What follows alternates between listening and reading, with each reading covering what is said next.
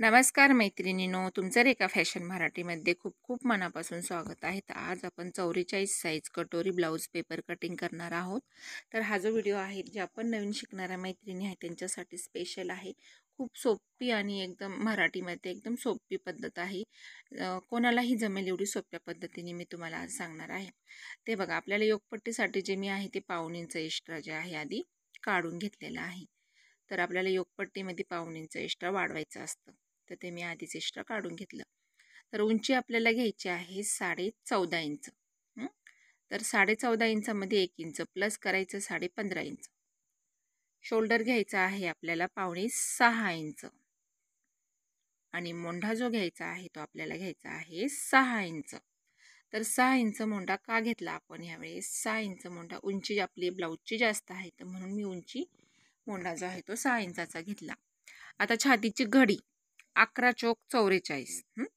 समजा आता नवीन शिकणाऱ्यांना काही येतच नसेल तर त्यांनी ह्या पद्धतीने 11 चोक 44 तर ह्या पद्धतीने छातीची घडी टाकून घ्यायची आणि 2 इंच एक्स्ट्रा घ्यायचा आहे आपल्याला. म्हणजेच पूर्ण घडी जी आहे ती 13 इंचाची. मागील भागाचा मोंढा जो घेतलेला आहे तो घेतला मी 1.5 इंच आणि आपल्याला लगेचच पुढील बाजूचाही मोंढ्याला शेप देऊन घ्यायचा आहे. तो घेतलेला आहे मी 1.25 इंच. तर ह्या पद्धतीने बॅक साईड आणि फ्रंट साईड मोंढा, छातीची घडीमध्ये 2 इंच मिळवणे, आपलं संपूर्ण माप टाकून झालं. आता शोल्डर तुम्हाला किती घ्यायचं आहे? तर ह्यांचं जे शोल्डर आहे ते आहे 3.25 इंच, पावणे 3 इंचाचं शोल्डर आहे. तर मी पावणे 3 मध्ये अर्धा इंच प्लस केलं तर संपूर्ण शोल्डर भरलेला आहे आपलं 3.25 इंच. गळा उंची घेतलेली आहे मी पुढील भागाची 6.5 इंच. गळा रुंदी घेतली आपण 2.5 इंच. तर अशा पद्धतीने कटोरी ब्लाऊज जो आहे आपला पुढील पार्टची जी गळा उंची आणि गळा रुंदी घेतलेली आहे आणि आपण गोल गळा शेप देऊन घ्यायचा आहे. कटोरी ब्लाऊज असल्यामुळे आपण गोलच गळा घेणार आहोत.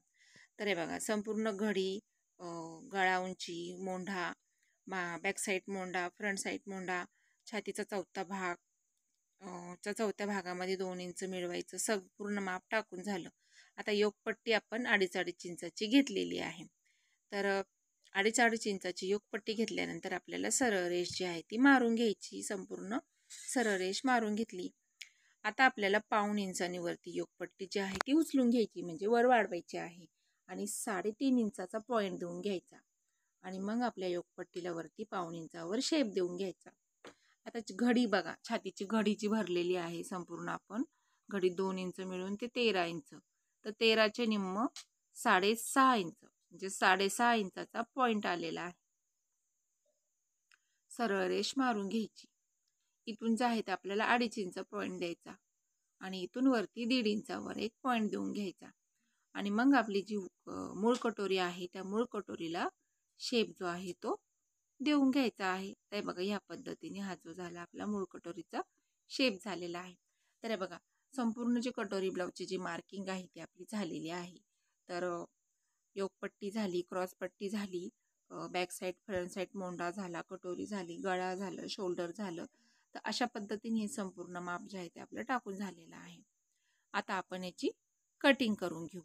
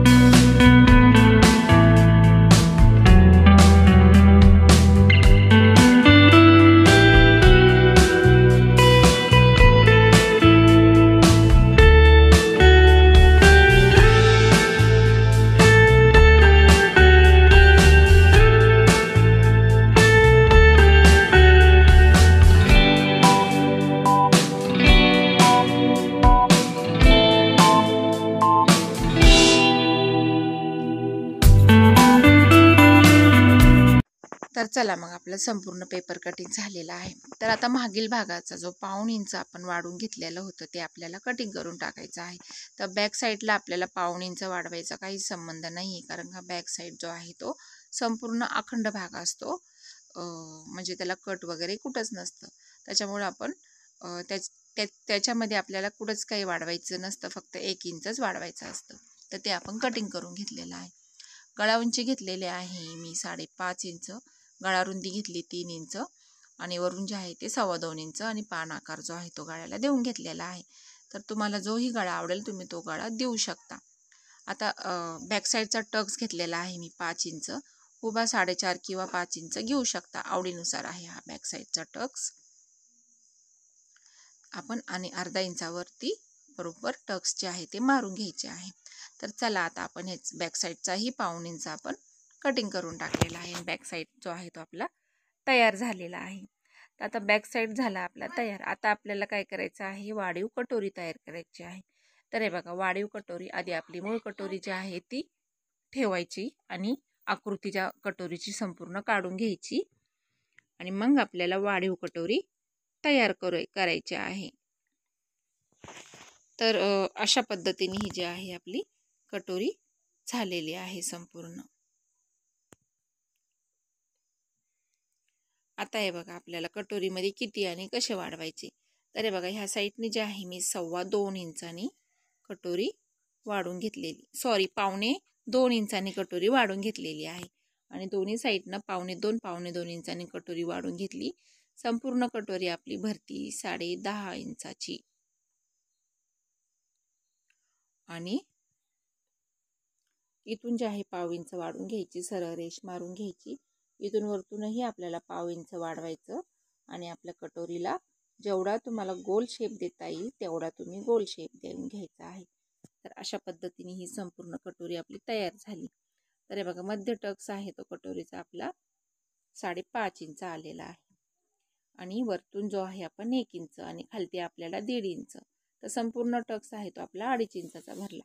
2.25 इंच आणि 2.25 पासून 2.5 इंचवर तिरकी रेष मारून घ्यायची आणि इकडूनही तीच मारायची. तर अशा पद्धतीने 44 साईजची संपूर्ण कटोरी ब्लाऊज पेपर कटिंग जी आहे ती आपली झालेली आहे. तर आजचा जो व्हिडिओ आहे तो तुम्हाला आधी आपण काय करणार आहोत, फ्रंट कटोरी ब्लाऊजचे टक्स आहे ते 1.5 इंचावर टाकून घेतलेले आहेत. तर ते 1.5 इंचाचा टक्स झाला आणि मग आपली आता संपूर्ण कटोरी जी आहे ती तयार झालेली आहे. आता आपण कटोरी कटिंग करून घेऊ.